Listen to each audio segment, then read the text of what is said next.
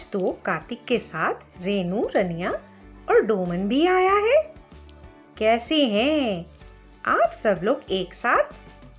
सबका आना कैसे हुआ? दीदी, पिछली बार आपने जो काम दिया था ना, उसके बारे में मैंने सोचा। क्या सोचा कार्तिक तुमने? दीदी, मैंने डोमन से बात की और अपने दोस्तों से भी बात की, अपने बच्चों के बारे में, और जो मैंने अपने बच्चों के साथ समय बिताया था उसके बारे में भी बताया। तो क्या कहा उन लोगों ने?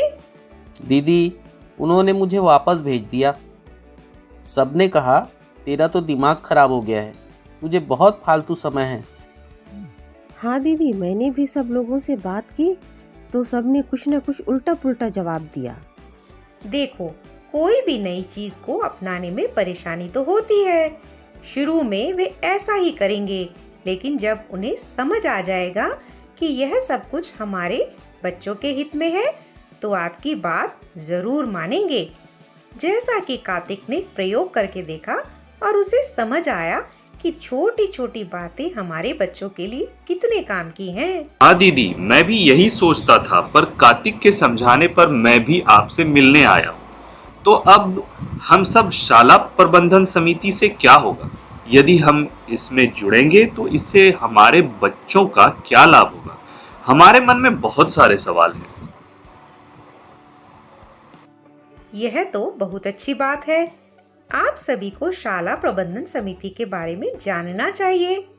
तो सुनिए, शाला प्रबंधन समिति शाला के विकास के लिए काम करती है। वह काम जो हमारे बच्चों से जुड़ा हुआ है। पालकों के एक समूह की समिति होती है।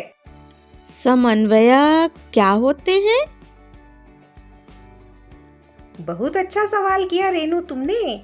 देखो, यह समिति शाला के लिए काम करती है, तो पालकों और शिक्षकों को मिलकर शाला के लिए काम करना होता है।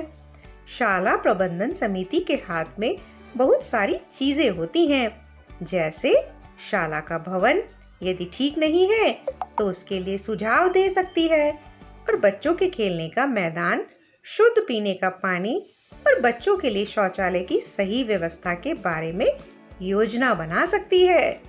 शाला प्रबंधन समिति का इतना काम है और यह तो बहुत मुश्किल है। देखो रनिया, मुश्किल तो कुछ भी नहीं है। यदि हम मिलकर ठान लें तो सब कर सकते हैं। क्या तुम नहीं चाहोगी तुम्हारे बच्चों की शाला एक अच्छी जगह हो, जहां बच्चे अच्छे से पढ़ाई करें और खेलें, उन्हें सभी सुविधाएं मिलें जो एक बच्चे को पढ़ने के समय मिलनी चाहिए। हाँ दीदी, चाहते तो हम भी यही है। जब चाहते हो तो करके दिखाना होगा। हाँ, तो मैं क्या कह रही थी? हम शाला को अच्छा बनाए रखने में बहुत सारी योजना बना सकते हैं। हाँ डोमन, इसके साथ साथ शाला प्रबंधन समिति बच्चों की पढ़ाई की निगरानी भी कर सकती है, जैसे स्कूल में सही अनुपात में शिक्षक हो और बच्चों को सही ढंग से पढ़ाई और शिक्षकों की उपस्थिति नियमित हो। हम सब पालकों के पास इतना समय कहाँ है कि यह सब देखते रहें कि कौन टीचर आया है और कौन नहीं। देखो, इसके लिए हमें कुछ तो करना होगा। हमें अपने समय से थोड़ा सा समय निकालकर इन सब चीजों पर ध्यान रखना होगा। तो यह आसानी से हो सकता है।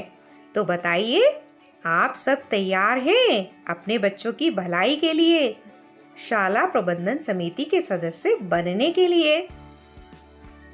और हाँ, सदस्य नाम के ही ना बने, हमें यह सब कुछ करके दिखाना है। नियमित बैठकें होंगी तो हम सब पालक लगातार मिलेंगे और शाला प्रबंधन समिति मजबूत होगी। साथ ही शाला के हित में बहुत सारे काम हो सकते हैं। ठीक है दीदी, सोचते हैं। सोचते हैं नहीं, बस हमें करके दिखाना है। देखना, जैसे कार्तिक को अपने बच्चों के हित में काम करके मजा आया, उसी तरह आप भी जब शाला के लिए कुछ काम करेंगे तो आपको भी अच्छा लगेगा और बहुत खुशी महसूस होगी कि हमारे गांव का विद्यालय कितना अच्छा बन गया। अब मैं चलती हूँ, और हाँ, हर बार की तरह से आपके लिए इस बार भी काम है। आप सब लोग शाला में बच्चे की पढ़ाई के लिए लगातार जाएंगे और शाला प्रबंधन समिति के सदस्य बनेंगे। कौन क्या क्या काम करेंगे यह आप ही सोचना, और इस पर हम अगली बार बात करेंगे। जय जोहार।